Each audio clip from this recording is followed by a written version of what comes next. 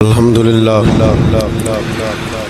للہ رب العالمین والعاقبۃ للمتقین والصلاة والسلام علی اشرف الانبیاء والمرسلین وعلی آلہ وصحبہ اجمعین اما بعد اعوذ باللہ من الشیطان الرجیم بسم اللہ الرحمن الرحیم یا ایہا الذین آمنوا اتقوا اللہ ولتنظر نفس ما قدمت لغد واتقوا اللہ ان اللہ خبیر بما تعملون صدق اللہ العظیم وصدق رسولہ النبی الکریم ان اللہ وملائکتہ یصلون علی النبی یا ایہا الذین آمنوا صلوا علیہ وسلموا تسلیما الصلاة والسلام علیک یا سیدی یا رسول اللہ وعلی آلک واصحابک یا حبیب اللہ اللہم صلی علی سیدنا و مولانا محمد معدن الجود والکرم وآلہ وبارک وسلم۔ حمد و صلاة کے بعد اللہ تبارک و تعالیٰ نے قرآن مجید سورۃ الحشر کے اندر ارشاد فرمایا ہے کہ یا ایھا الذین آمنوا اتقوا اللہ، اے ایمان والو اللہ سے ڈرو، وَلْتَنْظُرْ نَفْسٌ مَا قَدَّمَتْ لِغَدٍ، ہر آدمی یہ سوچ لے کہ اس نے اپنے آگے کیا بھیجا ہوا ہے، جو اس نے آخرت کے لیے جمع کرایا ہے وہ کیا ہے، یہ غور کر لے وہ۔ وَاتَّقُوا اللَّهَ، اور پھر ڈر جاؤ اللہ سے، اِنَّ اللَّهَ خَبِيرٌ بِمَا تَعْمَلُونَ، فرمایا تم جتنے مرضی پردے ڈالتے پھرو تمہارے رب کو تمہارے تمام کاموں کی خبر ہے، اسے پتہ ہے تم کیا کرتے، وہ جانتا ہے۔ عزیز دوستو، بزرگوں اور بھائیوں، قرآن مجید نے دو چیزوں پر بڑا زور دیا ہے، ایک اللہ کو ماننا، اور اللہ کو ماننے کا مطلب ہے نبی پاک کو بھی ماننا، اللہ کو ماننے کا مطلب ہے کتابوں کو بھی ماننا، قرآن پاک کو بھی ماننا۔ لیکن دو باتیں آپ کو زیادہ ملیں گی، ایک ایمان، اور اس کے بعد سب سے زیادہ زور ہے ایمان بالآخرت پر، آخرت کو مانو۔ وَمِنَ النَّاسِ مَن يَقُولُ آمَنَّا بِاللَّهِ وَبِالْيَوْمِ الْآخِرِ وَمَا هُمْ بِمُؤْمِنِينَ، اللہ فرماتے ہیں کچھ لوگوں کا دعویٰ ہے کہ ہم اللہ اور آخرت پر ایمان رکھتے ہیں، حالانکہ وہ ایمان نہیں رکھتے، دعویٰ کرتے ہیں، نفاق کا مظاہرہ کرتے ہیں، منافقت کرتے ہیں۔ جو اللہ کو ماننے والا ہوتا ہے اس کا رنگ اور ہوتا ہے، جس کو پتہ ہوتا ہے قیامت کے دن اللہ کے حضور کھڑے ہونا ہے، اس کے اعمال یہ نہیں مانتے، کہتے ہیں ہم مانتے ہیں، پر مانتے، دعویٰ ہے کہ ہم مانتے ہیں آخرت کو بھی اور اللہ کو بھی، پر نہیں مانتے۔ قیامت قائم ہونا ضروری ہے، اگر وقوع قیامت نہ ہو تو ظالم کی تو موجیں لگ گئیں، جابر تو موج کرے گا، فاسق اور فاجر تو کہیں گے دنیا میں بھی ہم اپنے اقتدار کے زور پر جیتے رہے، آج بھی ہمیں پوچھنے والا کوئی نہیں۔ عقلاً نقلاً قیامت کا قائم ہونا ضروری ہے۔ قیامت قائم ہوگی تو مظلوم کو اس کے ظلم پر داد رسی کی جائے گی اور ظالم کو سزا ملے گی۔ ایک آدمی ساری زندگی دنیا کے اندر لوٹ مار کرتا رہا، دھوکہ فریب فراڈ کرتا رہا، اس کی راتیں شراب و کباب میں گزر گئیں، وہ مرے اور بات ختم ہو گئی، ٹھیک ہے موج کر کے چلا گیا۔ ایک آدمی ساری زندگی اس نے اللہ تبارک و تعالیٰ کی رضا کے لیے اپنی نظر کی حفاظت کی، زبان کی حفاظت کی، یہاں تک کہ دل کی بھی حفاظت کی، وہ بھی مرے تو معاملہ ختم ہو گیا۔ اس طرح تو پھر سرکش کا کچھ بنے گا ہی نہیں، نظام زندگی ساری اس کی سوچ ختم ہو کے رہ جائے گی اگر قیامت قائم نہیں ہوتی۔ قیامت کا قائم ہونا حق ہے، اس لیے قرآن مجید نے ایک جگہ پہ نہیں 20 جگہ پہ یہ بیان فرمایا ہے کہ قیامت ضرور قائم ہوگی، قیامت، اور وہ قائم ہو کر اپنے سارے لوازمات سمیت قائم ہوگی۔ میرے نبی پاک صلی اللہ علیہ وسلم نے فرمایا مظلوم کو حق ملے گا، ظالم کو سزا ملے گی۔ جابر اس دن اللہ کی بارگاہ میں رسوا کیے جائیں گے، جن پر جبر کرتے رہے انہیں اللہ کے حضور سے عطا کیا جائے گا۔ قیامت کا وقوع ہونا ضروری ہے، اور قیامت تو جب قائم ہوگی تب ہوگی، دنیا میں بھی ایسا ہوتا ہے۔ ظلم کا انجام ٹھیک نہیں ہوتا، جبر کا انجام، جھوٹ کی زندگی لمبی نہیں ہوتی، دھوکے، فریب، فراڈ، ملمہ سازی، ان چیزوں کی عمریں اللہ نے تھوڑی رکھی ہیں۔ وقتی طور پر ظالم کو، دھوکے باز کو، جابر کو جو مہلت ملتی ہے وہ سمجھتا ہے میری سیاست کام کر رہی ہے، وہ سمجھتا ہے میں بڑا دانا ہوں، بڑا چالاک ہوں، دیکھ لو اتنے ظلم کے، جبر کے، دھوکے کے باوجود بنا ہوا ہوں۔ حالانکہ اللہ کی طرف سے اسے مہلت ملتی ہے، اور بڑا ہی مہربان ہے، مہلت اس طرح دیتا ہے کہ میرے نبی پاک علیہ السلام نے فرمایا جب میرا مسلمان نیکی کرتا ہے تو اللہ فرشتوں سے فرماتا ہے 70 گنا بڑھا کے لکھ لو اس کی نیکی، 70 گنا۔ اور جب گناہ کرتا ہے تو اللہ فرماتا ہے ٹھہر جاؤ ابھی لکھنا نہ، اسے ٹائم دو۔ یا اللہ کتنا؟ فرمایا 24 گھنٹے تو دو، ہو سکتا ہے توبہ کر لے، یہ اس کی مہربانی ہے۔ اب وہ جو اللہ نے مہلت دی ہے نا کہ شاید توبہ کر لے، لوگ سمجھتے ہیں میری چالاکی کی وجہ سے نظام سیٹ چل رہا ہے، میں بڑا تیز ہوں، 2 4 5 باتیں بولتا ہوں سب صحیح ہو جاتا ہے۔ لوگ اس کو اپنی دانائی سمجھ لیتے ہیں، حالانکہ وہ اللہ کی طرف سے۔ فرعون نے کئی 100 سال حکومت کی، اور اس طرح اس نے ظلم کیے کہ لاکھوں اور ہزاروں بچے قتل ہی کرا دیے، 12,000 عورتوں کے پیٹ میں حمل تھا اس نے ضائع کرا دیا۔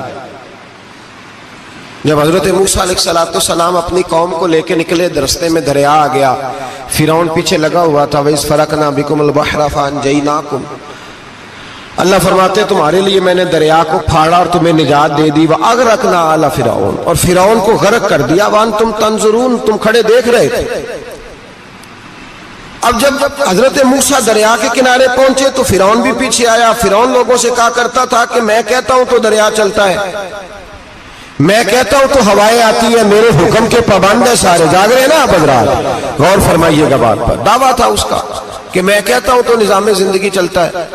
اب جب دریا کے کنارے پہنچی حضرت موسیٰ علیہ السلام تو اللہ نے حکم دیا کہ آپ عصا ماریں۔ جناب موسیٰ نے عصا مارا، 12 رستے بن گئے۔ اب حضرت موسیٰ کی قوم گزر رہی تھی تو فرعون سے پوچھنے لگے کہ تو کہتا تھا میرے حکم سے چلتا ہے، تو وہ تو حضرت موسیٰ نے ڈنڈا مارا ہے تو رستہ بن گیا۔ باز نہیں آتا انسان باز بنے بڑے ہیں اس کے پاس، بڑی دلیلیں ہیں، جھوٹ سچ بول کے اپنے آپ کو مطمئن کرتا ہے، آخر دم تک تبدیل ہونے کو تیار نہیں ہوتا، دلیلیں گھڑتا رہتا ہے، بناتا رہتا ہے، شور کرتا ہے جان بوجھ کے۔ بھئی تو کہتا تھا میرے چلانے سے چلتا ہے، تو باز ابھی بھی نہیں آیا۔ کہنے لگا میں نے ہی حکم دیا ہے کہ ذرا پھٹ جا، مجھے یہ زندہ چاہیے۔ باز رسی جل گئی، بال کہنے لگا میں نے ہی کہا ہے دریا کو کہ یہ مجھے زندہ چاہیے، میرے بھاگے ہوئے ہیں تو اس لیے پھٹا ہے، تو آؤ میرے ساتھ دریا کراس کریں۔ تو پتا تو ان کو بھی تھا نا جتنا تو رب بنا ہوا ہے، پتا تو تھا، سارے جانتے تھے۔ کہنے لگے تو پہلے کراس کر، اگر تو بچ گیا تو ہم بھی پیچھے آتے ہیں۔ اب چاروں ناچار۔ ایک روایت تو یہ ہے کہ یہ جب خدائی کا دعویٰ کرتا تھا نا، تخت پہ بیٹھا ہوتا تھا، تو ایک دن حضرت جبریل آئے اس کے پاس انسانی شکل میں، تو کہنے لگے میں بڑی دور سے آیا ہوں تو ایک مسئلہ پوچھنا تھا۔ کہا پوچھو۔ کہنے لگے ایک غلام تھا کسی بادشاہ کا، تو بادشاہ نے اسے تھوڑی دیر کے لیے ایک علاقے کی سربراہی دے دی۔ کتنی دیر کے لیے ہمیں سربراہیاں ملتی ہیں؟ کیوں جی؟ تھوڑی دیر کے لیے ملتی ہے نا، تھوڑی دیر کے لیے سربراہی دے دی ایک غلام کو۔ ذرا بات کو سمجھیے، حضرت جبریل پوچھتے ہیں، کہتے ہیں سربراہی مل گئی، اب وہ مالک ہی بن کے بیٹھ گیا ہے، وہ بات ہی نہیں سنتا، اس کو تھوڑی دیر کے لیے بنایا تھا، وہ تو خدائی کا دعویٰ کرنے لگا ہے۔ آپ بتائیں اس کا انجام کیا ہونا چاہیے؟ یہ مسئلہ پوچھنے آیا ہوں۔ تو فرعون کہنے لگا اس کا انجام یہ ہے کہ اسے پانی میں گھوتے دے دے کے مار دے۔ انجام کیا ہے؟ بولیے کیا انجام ہے؟ کیا انجام ہے جی؟ پانی میں۔ اللہ اکبر، اپنی سزا تجویز کر رہا ہے۔ اس کی سزا کہ اسے پانی میں غوطے دے دے کے مارو ظالم کو. اسے تھوڑی دیر کے لیے بنایا تھا اور وہ چھائی گیا ہے, قبضہ ہی کر گیا ہے. حضرت جبریل کہنے لگے جی آپ لکھ کے دے دیں گے؟ کہنے لگا لاؤ لکھ دیتے ہیں. لکھوا لیا. جناب جبریل رکا لے کے تشریف لے گئے. اب جب فرعون دریا میں آیا نا تو اللہ نے حکم دیا مل جا. جب دریا ملا چیخنے لگا تو حضرت جبریل آئے, کہنے لگے تیرا ہی فتویٰ ہے, یہ تیری سزا ہی ہے نا. ہم بھی بڑی سزائیں تجویز کرتے ہیں. یہ جھوٹا ہے جی, اس کا تو فلانا علاج ہونا چاہیے, تو اگر تو جھوٹ بولے تو یہ فلانا بڑا جاور ہے جی, اس کے ساتھ اس طرح ہونا چاہیے, تو اگر تو یہ کام کرے تو جو سزا تو لوگوں کے لیے تجویز کر رہا ہے تو اپنے بارے میں بھی سوچ. اب جب غوطے آئے نا, آخری وقت دیکھا وہ فرعون جو کہتا تھا میری مرضی سے دریا چلتا ہے. علامہ صاوی نے تفسیر صاوی میں لکھا ہے تڑپ کے رونے لگا. جب یہ مزاج ہے, ایک دفعہ اوپر آتا ہے آدمی جب دریا میں جاتا ہے, اوپر آیا تو چیخنے او میرے حواریو خدا کا واسطہ مجھے بچاؤ. کہنے لگے تو کہتا تھا میری مرضی سے چلتا ہے. بے بسی ہے, تڑپتا ہے, روتا ہے. وارث شاہ مان کری نہ وارثہ دا, رب بے وارثہ کر کے مار دائی. تڑپ رہا ہے, چلا رہا ہے, کوئی مدد کو نہیں پہنچتا. اب جب آخری غوطہ آیا تو کہنے لگا آمنا میں رب موسیٰ و ہارون, میں موسیٰ کے رب کو بھی مان گیا, ہارون کے رب کو بھی. اللہ نے فرمایا نہیں, اب تیرا ماننا قابل قبول ہے. اس وقت ماننا تھا جب تجھے مہلت دی تھی, جب تو جوان تھا. بڑھاپا آتا ہے, بیماری آتی ہے, جوان آدمی بیماری کا شکار ہوتا ہے تو کہتا ہے یا اللہ ایک دفعہ صحیح کر دے, میں ساری پڑھا کروں گا. ایک دفعہ ٹھیک کر دے, میں مسجد میں رہوں گا, میں اگلے سال اعتکاف بھی کروں گا, میں ساری تراویح پڑھوں گا. تو اس وقت پڑھنی تھی جب تجھے مہلت دی تھی. اس وقت پڑھنا تھا جب اللہ نے تجھے آسانی دی, زندگی دی. اگلا وقت یہ حال ایک کا نہیں ہوا. نمرود کو دیکھ لیں, حضرت ابراہیم علیہ السلام کو کہتا تھا میں رب ہوں. آپ نے فرمایا رب تو وہ ہے جو زندہ کرتا اور مارتا ہے. ایک موت کا قیدی بلایا, کہنے لگا ہاں بھائی کتنے دن رہ گئے تھے پھانسی میں؟ کہنے لگا جی پرسوں ہونی تھی. کہا جا تجھے آزاد کیا, لو میں بھی زندگی دیتا ہوں. ایک بے گناہ آدمی کو پکڑ کے قتل کر دیا, کہتا میں بھی مارتا ہوں. حضرت ابراہیم علیہ السلام کہنے لگے تو بیوقوفوں جیسی دلیلیں دے رہا ہے. چل اس طرح کر, میرا رب سورج مشرق سے نکالتا ہے, تو اگر رب ہے تو مغرب سے نکال کے دکھا. اب دلیل کا جواب کوئی نہیں تھا تو کہنے لگا پکڑو اور آگ میں ڈال دو. اللہ کے نبی کو آگ میں ڈالنے والا. یہاں ایک مچھر بیٹھا ہے, 400 سال حکومت کی اور خدائی کا دعویٰ کیا. یہاں مچھر بیٹھا تھا, چھینک آئی تو مچھر اندر چلا گیا. پہلے دربار کا ادب یہ تھا کہ جو آئے سجدہ کرے. اب اس کے سر پہ کوئی چیز مارتا تھا تو اسے سکون ہوتا تھا. مچھر تھوڑی دیر کے لیے اس کا دماغ چھوڑتا تھا. او بھائی یہ اس دھرتی پہ اللہ نے لوگوں کو نظارے دکھائے اور ہمیں سمجھانے کے لیے دکھائے. ہمیں تفکر کی, غور کی دعوت دی کہ دیکھ لینا, اپنے عمل کو پرکھنا.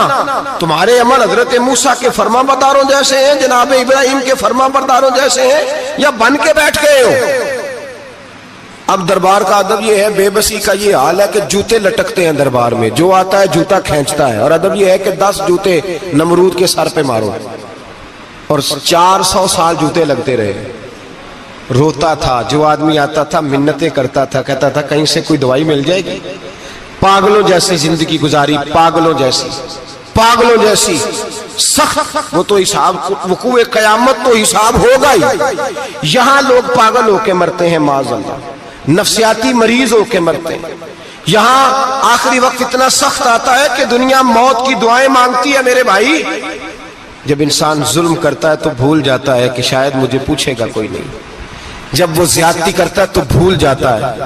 جب وہ کسی کا حق کھاتا ہے تو وہ کہتا ہے شاید اس کا تو وارث ہی کوئی نہیں جس کو میں لوٹ رہا ہوں. لیکن جب اللہ کی پکڑ آتی ہے, حجاج بن یوسف ظالم تھا, اس نے اچھے کام بھی کیے تھے. قرآن پاک پر زیر زبر آراب حجاج بن یوسف نے لگوایا. محمد بن قاسم کو ہندوستان سندھ کے علاقے فتح کرنے بھی حجاج بن یوسف نے بھیجا تھا. ساری خوبیاں اپنی جگہ پر, ظالم بہت بڑا تھا. کسی آدمی نے اس کے سامنے کونے کی طرف منہ کر کے ساتھ والے سے بات کر لی تو کہنے لگا میرے خلاف کیا, اس کو لے جاؤ, 2 ٹکڑے کر کے واپس لے آؤ. तूती बोलता है ना इख्तदार, जब किसी के हाथ इख्तदार होता है ना, वो चाहे एक घर का ही क्यों ना हो, वो 10 बंदे फैक्ट्री में काम करते हो और जो उनका मालिक होता है वो कहता मैं मालिक हूं, मुझे मानो।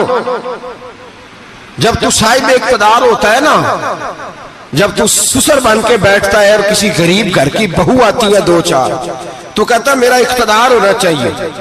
जब मैं खांसने लगूं तो हर आदमी के हाथ में टिश्यू पेपर होना चाहिए। जब मैं बोलने लगूं तो बंधे हुए हाथों से हर आदमी जी जी करता हुआ खड़ा होना चाहिए। जिस आदमी का, और ये काम बहू भी करती है कई दफा, वो भी कहती है कि तुम्हें पता नहीं मैं कितना लंबा चौड़ा जहेज लेके आई हूं। जब मैं सोने के लिए अपने बेडरूम में जाऊं तो खबरदार बूढ़े बाबे को इजाजत नहीं कि वो खांसे। अम्मा को चाहिए कि अगर उसको बड़ी सख्त प्यास भी लगी है तो मेरे सोते सोते बावर्ची खाने में बर्तन ना खटखटाए। जो जहां भी जिस स्टेज पे भी बैठता है वो कहता है कोई नहीं मुझे पूछने वाला, मैं मुतले को लेनान हूं। जवान बूढ़ों का मजाक उड़ाते हैं, समझते हैं शायद कभी बूढ़े नहीं होना, मजाक उड़ाते हैं। तंदुरुस्त लोग बीमारों का मजाक उड़ाते हैं, शायद कभी बीमार नहीं होना। हज्जाज बिन यूसुफ जालिम था, जुल्म करता था, ज्यादती करता था। हजरत सईद बिन जुबैर एक ताबी बुजुर्ग थे, इतने बड़े बुजुर्ग थे कि सारी रात नमाज पढ़ते थे, सारा साल रोजा रखते थे। एक दिन उन्होंने मिंबर पे बैठ के कहा कि हज्जाज जुल्म से बाज आ जाए वरना अल्लाह की लाठी बड़ी बेआवाज है। अल्लाह की लाठी, इसका क्या मतलब होता है? इसका मतलब है जब रब की लाठी चलती है तो उसकी आवाज जी, उसका पहले कोई पैगाम, वो पहले ऐलान नहीं करता कि तगड़े हो जाओ लाठी चलने लगी है। लाठी चलती है पर उसकी आवाज, समझ आ रही है मेरी बात की? जुमातुल विदा के लिए तशरीफ लाने वाले आवाम खास गौर फरमाइएगा। हज्जाज बिन यूसुफ को पता चला कि हजरत सईद बिन जुबैर ने मेरे खिलाफ बात की, बुला लिया। कहने लगा तूने मेरे खिलाफ बात की है? फरमाने लगे की है। कहने लगा तुझे पता है मैं कत्ल कर दूंगा? आप फरमाने लगे ना तू जिंदगी का मालिक है ना मौत का मालिक है, तू कैसे कत्ल कर? कहने लगा तुझे पता है मेरा? फरमाया मैंने तुझे नहीं, मैंने तो कई शद्दाद, कई हम्माद, कई कारून, कई फिरौन, कई नमरूद देखे, कईयों की दास्तानें सुनी, तू कौन है? तू तो छोटा सा है। एक जुमला है मुल्ला जलालुद्दीन रूमी का, बड़े दरवेश थे, एक बात कह गए। कहने लगे नमरूद जितने पैसे नहीं, फिरौन जितनी हुकूमत नहीं, कारून जितनी दौलत नहीं, वरना फरमाने लगे मेरे जमाने में भी कई लोगों का खुदा बनने को दिल करता है, कई लोगों का दिल करता है, लेकिन नमरूद जितने पैसे, फिरौन जितनी ताकत और कारून जितनी दौलत नहीं, वरना हो सकता है लोग दावा कर जाए माज़अल्लाह सुम्मा माज़अल्लाह। ये आज से कई 100 साल पहले वो कह रहे हैं, आज तो हालात बड़े अबतर है, उसकी निस्बत खतरनाक। फरमाने लगे हजरत सईद बिन जुबैर तू जिंदगी मौत का मालिक नहीं। कहने लगा पकड़ो, कत्ल करो इसे, ले जाओ। जब पकड़कर खींच कर ले जा रहे थे ना, तो हजरत सईद बिन जुबैर मुस्कुराने लगे। अब जालिम के सामने मुस्कुराए तो उसको बड़ा गुस्सा आया, ये मेरा मजाक उड़ाता है। बुला लिया, इधर आओ, क्यों मुस्कुरा रहे हो, क्या हुआ? तो हजरत सईद बिन जुबैर कहने लगे मैं मुस्कुरा रहा हूं तेरी बेवकूफी पर और अपने अल्लाह की दी हुई ढील पर। मैं मुस्कुरा रहा हूं कि या अल्लाह क्या बात है, क्या तेरा शान है, कैसे लोगों को ढील दी हुई है। मैं मुस्कुरा रहा हूं तेरी बेवकूफी पर कि तू समझता है शायद मुझे पूछने वाला कोई नहीं। कहने लगा इसको बाहर ना ले जाओ, मेरे सामने कत्ल करो। ठीक है जी, कत्ल करने लगे तो हज़रत सईद बिन जुबैर ने मुंह काबे की जानिब कर लिया। इन्नी वज्जहतु वजही लिल्लज़ी फतर अस्समावाति वल अर्द हनीफम वमा अना मिनल मुशरिकीन। जब आपने ये आयतें पढ़ी ना कि मैंने मुंह कर लिया है अपने रब की जानिब, करो मुझे कत्ल, कहने लगा नहीं नहीं इसका मुंह फेरो, काबे की तरफ हो के कत्ल ना हो। है जालिम पर पागल हो गया है। हज़रत सईद बिन जुबैर के हौसले ने शिकस्त दे दी, नाकाम हो गया, मखबूतुल हवास हो। कहने लगा इसका मुंह फेर दो। जब काबे से फेरा तो आप फरमाने लगे लिल्लाहिल मशरिकु वल मगरिबु फइन्नमा तवल्ला फसम्मा वजहुल्लाह।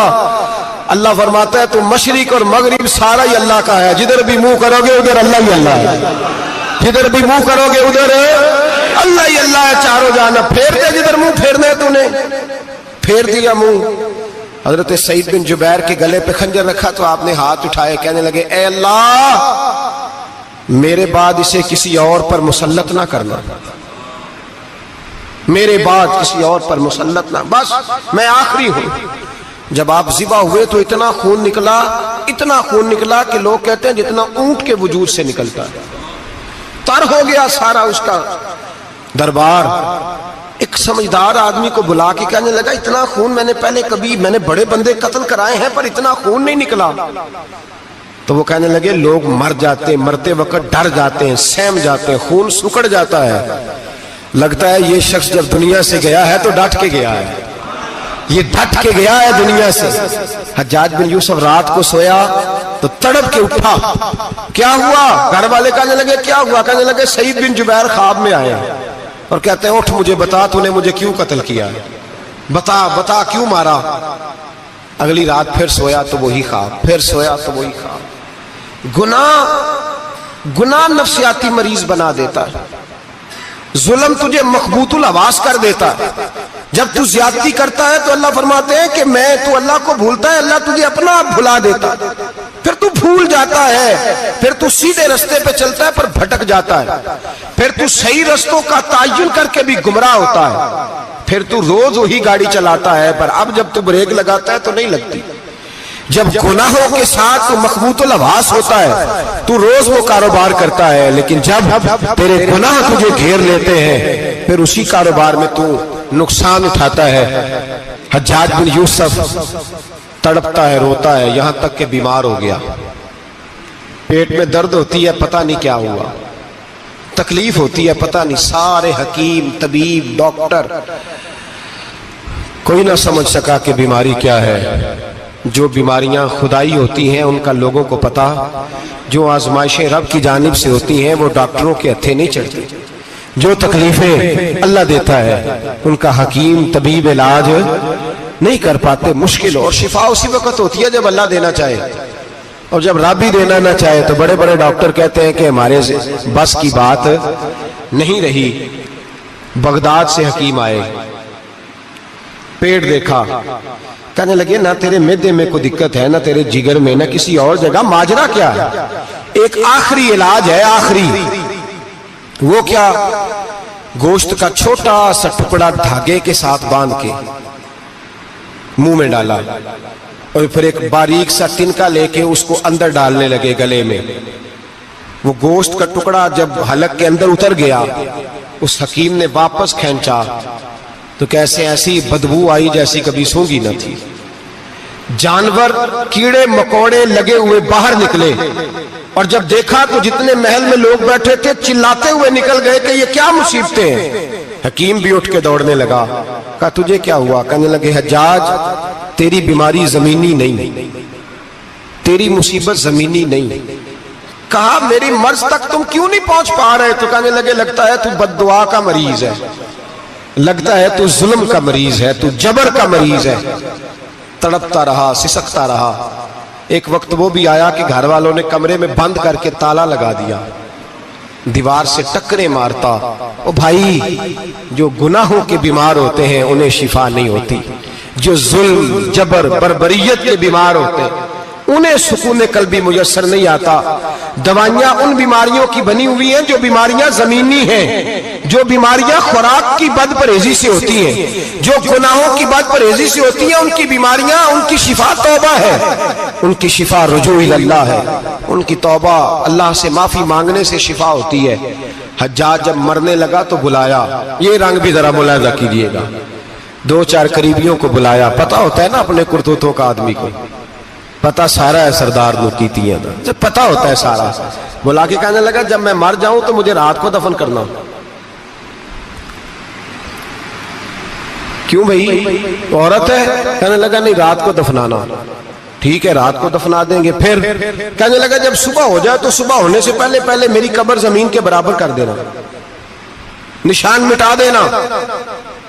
کا وجہ تو کلمہ پڑھتا ہے, حضور کا حکم ہے کہ قبر کم از کم ایک بالش, ایک گیٹ اونچی ہونی چاہیے زمین سے کم از کم, تو تیری قبر مٹا دے. وجہ پتہ ہوتا ہے اپنے ظلموں کا. کہنے لگا مجھے پتا ہے لوگ میرے مرنے کے بعد میری قبر بھی نہیں چھوڑیں گے.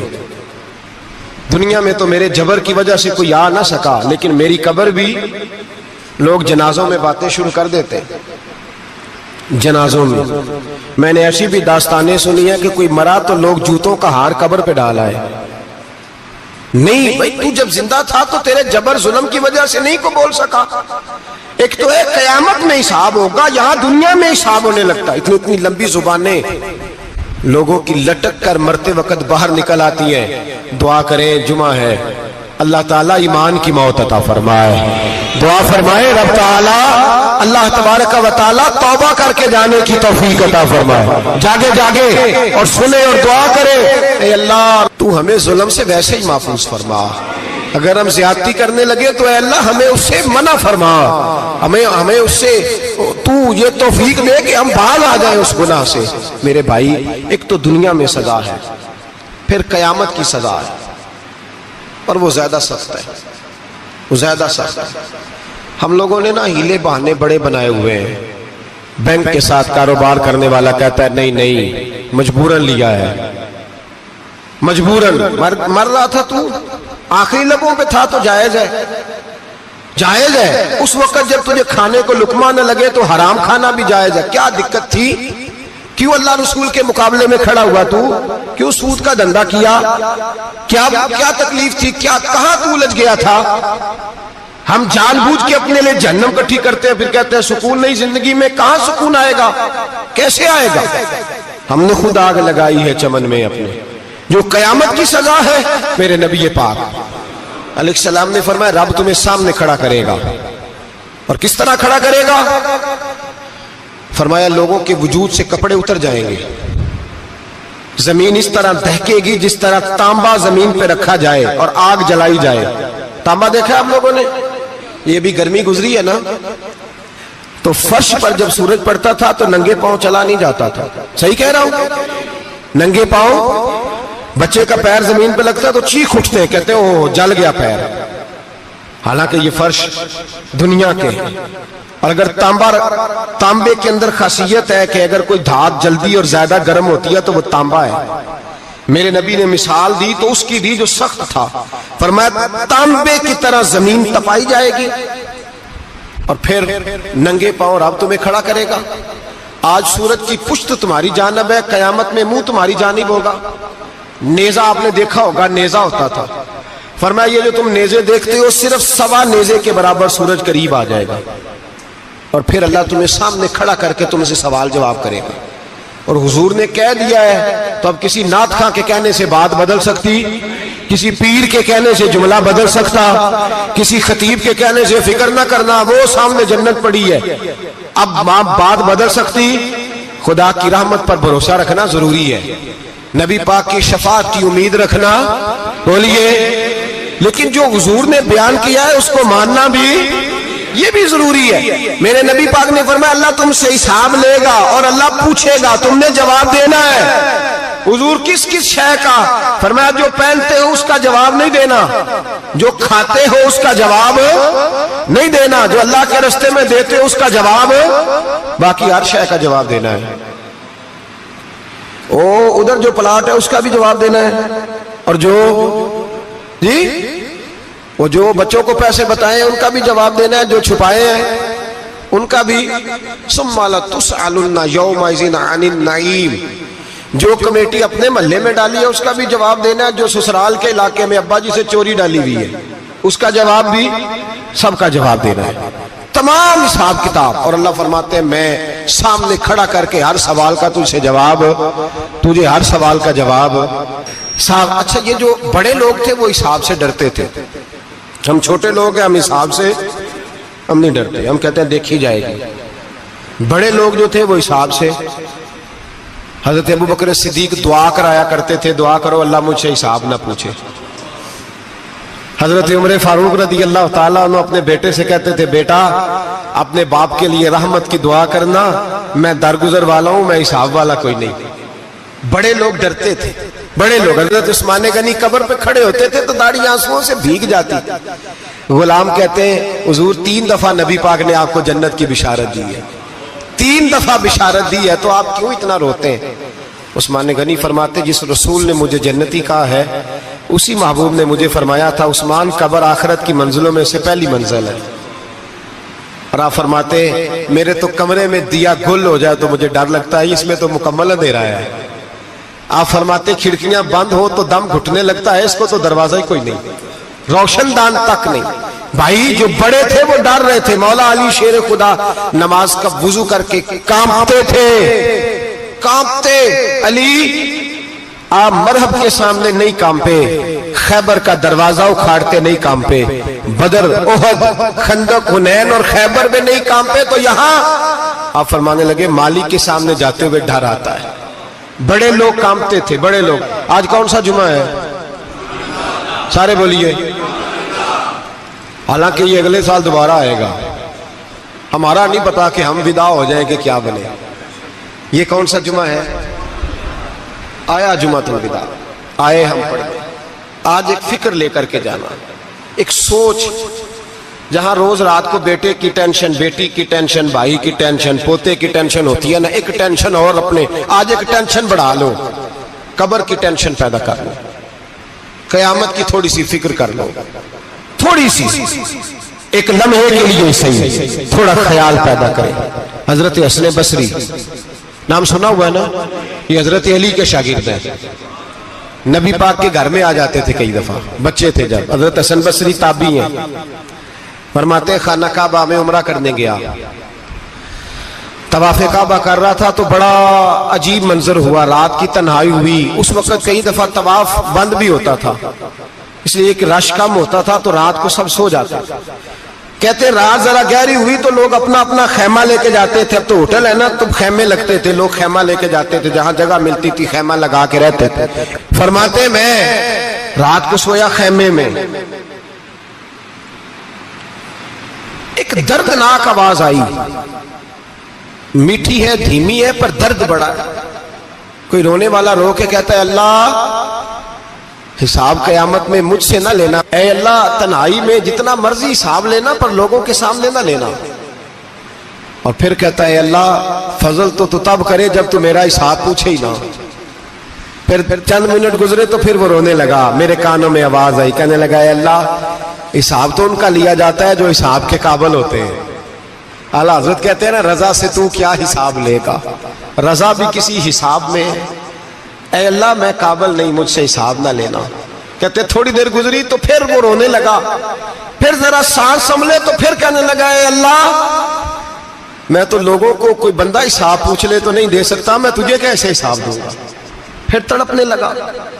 کہتے تھوڑی دیر گزری تو پھر ایک لفظ انہوں نے کہے رونے والے نے، کہنے لگے اللہ دیکھ تیرے محبوب کا فرمان ہے جو معافی مانگے تو اسے معاف کر دیا کرتا ہے. اے اللہ میں معافی مانگنے آیا ہوں اور مسجد نہیں آیا، میں کعبۃ اللہ ہی آ گیا ہوں. کہتے ہیں وہ اتنا روئے کہ چیخ آئی ان کی، اور جب دھڑام سے کوئی زمین پہ گرا تو میں پریشان ہوا کہ اب تو بے ہوش ہو گیا. فرماتے ہیں میں زور سے اٹھا فٹافٹ اور اس شخص کی طرف بڑھا. میرے دل میں خیال ہے کوئی گناہگار ہے بیچارہ، تو چلو میں بھی دعا کرتا ہوں. اس کو کہتا ہوں بیٹے فکر نہ کر، اللہ تیری مدد کرے گا. فرماتے میں گیا اس نیت کے ساتھ کہ میں کہوں گا چلو اٹھو تم بھی دعا کرو، میں بھی کرتا ہوں، اللہ ہم سے حساب نہ پوچھے. کہتے میں گیا تو وہ شخصیت بے ہوش پڑی تھی، کالے سیاہ بال ان کے چہرے پہ بکھرے ہوئے تھے. کہتے لوگو جب میں نے زلفیں ہٹائیں چہرے سے تو میرا وجود کانپنے لگا آسمان ٹوٹ پڑے گا، زمین پھٹ جائے گی، ستارے بکھر جائیں گے، آج بہ جائیں گے سمندر. فرماتے ہیں میری چیخیں نکل گئی. یہ کوئی گناہگار تو نہیں، یہ تو حضرت فاطمہ کے پوتے امام زین العابدین ہے. یہ تو امام حسین کا وہ بیٹا ہے جو کربلا میں تنہا بچے تھے. فرماتے ہیں میں امام کا چہرہ دیکھا تو بھاگ کے آیا اور میں نے اپنی داڑھی ان کے پیروں کے ساتھ مس کی اور میں نے کہا حضور اٹھئے. امام اٹھے تو میں نے کہا شہزادے تیرے تو اشارے سے اللہ کئی گناہگاروں کو بخشے گا، تیری تو دعا سے اللہ بخشے گا، یہ کیا کر رہے ہو؟ تو امام زین العابدین کہنے لگے حسن بصری ادھر آ یار، ادھر آؤ بزرگو، میرے دادا کے پاس رہنے والے ہو. میں نے آج ہی سنا ہے کہ اس کا عذاب بڑا سخت ہے، آؤ میرے لیے دعا کرو، اللہ پاک مجھ سے حساب نہ پوچھے۔ کہا حضور نہ کریں۔ آپ فرمانے لگے تجھے نہیں پتا کچھ چیزیں ایسی ہیں کہ رب نے اگر حساب پوچھا تو میں واقعی جواب نہیں دے پاؤں گا، چل کر میرے لیے دعا۔ کہتے میں نے ہاتھ باندھے، حضور میں نہیں کرتا، اٹھا کہہ۔ فرماتے میں نے ہاتھ اٹھائے، میں نے کہا اے اللہ تیرے رسول کا شہزادہ ہے، یہ تیرے رسول کا شہزادہ ہے، یہ کہہ رہا ہے تو فضل کر۔ او بھائی جو بڑے تھے وہ تو تڑپتے تھے، سسکتے تھے۔ ابو علی ہیتی کہتے خانہ کعبہ میں پتھر پہ سر رگڑ رگڑ کے کوئی بوڑھا کہہ رہا تھا اے اللہ اول تو حساب نہ لینا، اور اگر لینا تو مجھے اندھا کر کے اٹھانا، میں تیرے نیک بندوں کے سامنے شرمندہ نہیں۔ اقبال رو پڑے۔ اقبال کچھ لوگوں نے لکھا ہے یہ آخری ربائی ہے ڈاکٹر اقبال کی، آخری، اس کے بعد شاید اس نے کلام نے کچھ سیرت نگاروں کا خیال ہے۔ اقبال مدینے کی طرف منہ کر کے کہنے لگے تو غنی از ہر دو عالم من فقیر، اللہ تو غنی ہے میں تو فقیر ہوں، روز محشر عذر ہائے من پذیر، اے اللہ اول تو میرا کوئی عذر قبول کر لینا محشر کے دن، اور اگر نہ کرنا ہوا اگر تمہیں بینم حسابم نہ گزیر، اگر ضرور ہی میرا حساب لینا ہے، اے اللہ اگر تو نے ضرور لینا ہے، اے اللہ اگر ضرور ہی لینا حساب، اول تو میرا عذر مان لینا، میری کمزوری پہ رحم کرنا، اے اللہ میرے بڑھاپے پر میری کمزوری پر رحم کرنا، اگر ضرور حساب لینا ہے از نگاہ مصطفیٰ پنہا بغیر، تو اے اللہ ذرا حضور کی نگاہوں سے اوجھل کر کے لینا، اے اللہ مجھے شرم آئے گی، میرے مصطفیٰ کریم فرمائیں گے میں تو تجھے ہر بات سمجھا کے آیا، ایک جگہ تیری رہنمائی کر کے آیا، تو کیسے عمل کما، ذرا اوجھل کر کے از نگاہ مصطفیٰ پنہا بغیر، ذرا حضور کی آنکھوں سے اوجھل کر کے سائیڈ پہ کر کے لینا، میں برداشت نہیں کر پاؤں گا۔ حضرت ابو علی ایتی کہتے ہیں بابے نے سر رکھا ہوا ہے اور کہتے ہیں اللہ مجھے اندھا کر کے اٹھانا، فرماتے میں گیا، میں نے کہا چلو میں دعا کرتا ہوں جا کے، فرماتے جب میں نے جا کے بزرگوں کی کمر پہ ہاتھ رکھا، ان کا چہرہ دیکھا تو یہ کوئی گناہگار تو نہیں، یہ تو بغداد کے پیر عبد القادر جیلانی ہے، یہ تو محبوب سبحانی غوث سمدانی ہے، یہ تو وہ شخص ہے جو قدم لگائے تو اللہ ولایت عطا کرتا ہے۔ جو بڑے تھے وہ ڈر رہے تھے، معین الملت والدین عطائے رسول ہند الولی غریب نواز حضرت خواجہ معین الدین اجمیری رحمت اللہ علیہ، خواجہ قطب الدین بختیار کاکی کو تنہائی میں بلا کے کہنے لگے معین الدین سید زادہ ہے، معین الدین حضور کے خاندان میں پیدا ہوا ہے، معین الدین سے اس کے پیر کو بڑی امیدیں تھیں، معین الدین کو رسول پاک نے ہندوستان بھیجا تھا، پر قطب الدین یار معین الدین تبلیغ کا حق نہیں ادا کر سکا۔ حضرت خواجہ قطب الدین کہنے لگے حضور 90 لاکھ تو مسلمان کر دیے، اور کیا حق تھا؟ فرمایا نہیں، جب تو تہجد کی نماز پڑھے نا بیٹا اپنے لیے دعا مانگنا تو خدا سے کہنا مولا میرے پیر کی کوتاہیاں معاف کر، وہ جس اعزاز کا تھا وہ کام نہیں کر سکتا، جو بڑے تھے ان کی تو باتیں بڑی تھی، یہ جو ہم چھوٹے آئے ہیں نا نئے ٹکٹیں دیتے پھرتے ہیں، ٹکٹیں، بے نمازی جاہل ان پڑھ پیر ٹکٹیں بانٹتا ہے لوگوں کو، تو بھی بخشا ہے تو بھی بخشا ہے، وہ 90 لاکھ لوگوں کو رائے حق پر لگا کے بھی کہتے تھے نہیں حق تو یہ ہے کہ حق ادا نہ ہوا، حق تو یہ ہے کہ حق، کوئی شے پلے نہیں، ڈٹا ہوا کھڑا ہے مسلمان، ڈٹا ہوا، یہ حساب سنے۔ کسی نے حضرت ابو ہریرہ سے کہا کہ کوئی ایسی حدیث سناؤ جو آپ کو بھی بڑی محبوب ہو، حضرت ابو ہریرہ نے چیخ ماری، رونے لگے اور بے ہوش ہو گئے، پھر ہلایا پانی پلایا، اٹھے، کہا حضور بات کی تھی حدیث سنائے، پھر رونے لگے۔ ہمیں تو نہیں نہ رونا آتا، ہمیں تو تب آتا ہے جب بیٹا بات نہ مانے، ہمیں تو تب آتا ہے جب کاروبار میں نقصان ہو جائے، ہمیں تو تب رونا آتا ہے جب ہمارا کوئی دوست ہمارے بارے میں غلط بات کر دے، بے عزتی دنیا کی ہو جائے۔ حضرت ابو ہریرہ 3 دفعہ ہوش آیا، 3 دفعہ روئے اور کہنے لگے عزیزو یہ وہ والی حدیث ہے کہ میں سوچتا بھی ہوں تو میں تڑپ اٹھتا ہوں۔ کہا کون سی حدیث؟ تو حضرت ابو ہریرہ کہنے لگے میں نے نبی پاک سے سنا ہے قیامت میں سب سے پہلے علماء کا حساب ہوگا، سب سے پہلے۔ उलमा का। रब करीम फरमाएगा तुम्हारी दीन के नाम पर बड़ी मौजें थी,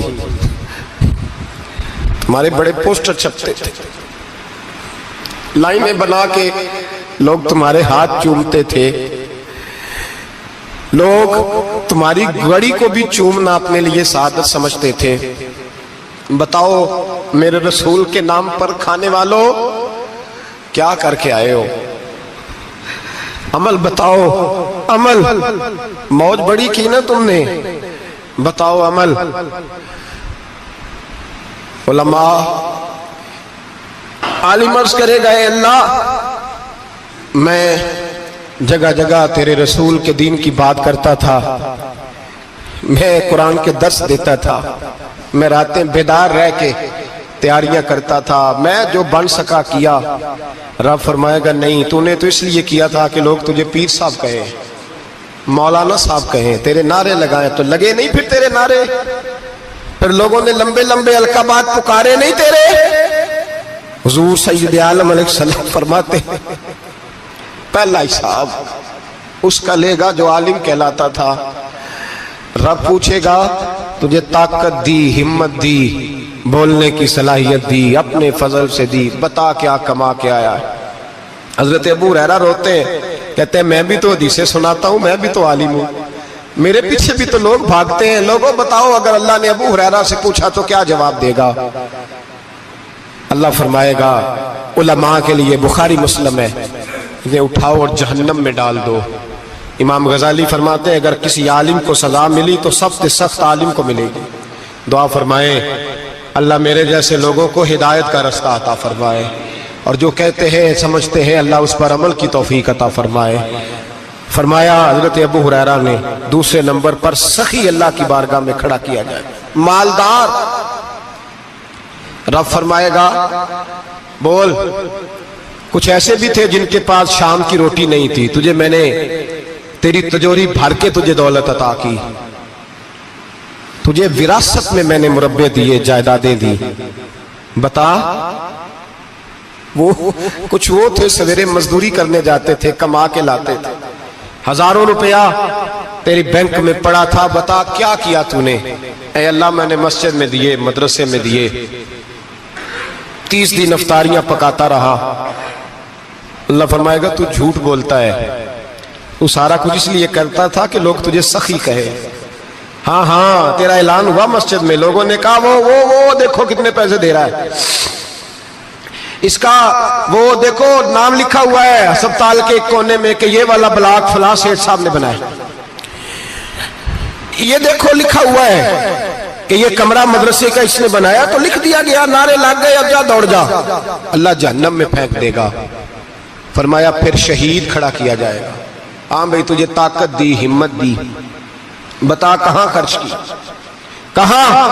ए अल्लाह शहीद ही हो गया। फरमाया वो तो इसलिए हुआ था कि लोग तुझे शहीद कहें, बहादुर कहें, तेरे नाम पे रोड का नाम रखा जाए, तमगाए हुस्ने कारकर्दगी मिले, सो मिल गया। मेरे लिए बता क्या करके आया है मेरे लिए? इसे उठाओ और जहन्नम में फेंक दो।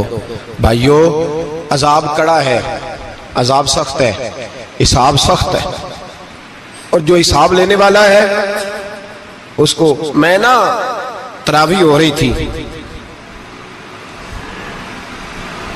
तो कारी साहब ने एक सूरह यासीन शुरू की, वमताजुल यौमा अय्युहल मुजरिमून। अल्लाह फरमाता है क़यामत में मैं कहूंगा मुजरिम जो है ना वो सफों से बाहर आ जाए, सफों से बाहर आ जाए। एक हमारे फिजिक्स के टीचर होते थे तो बड़ी सख्त छड़ी मारते थे, तो जब वो कद भी बड़ा था, जलाल भी बड़ा था, और उसूल बड़े अच्छे इंसान थे लेकिन सख्त थे, तो मुझे याद आता था कि जब वो सवेरे आके कहते जिसने काम नहीं लिखा वो बाहर निकल आए।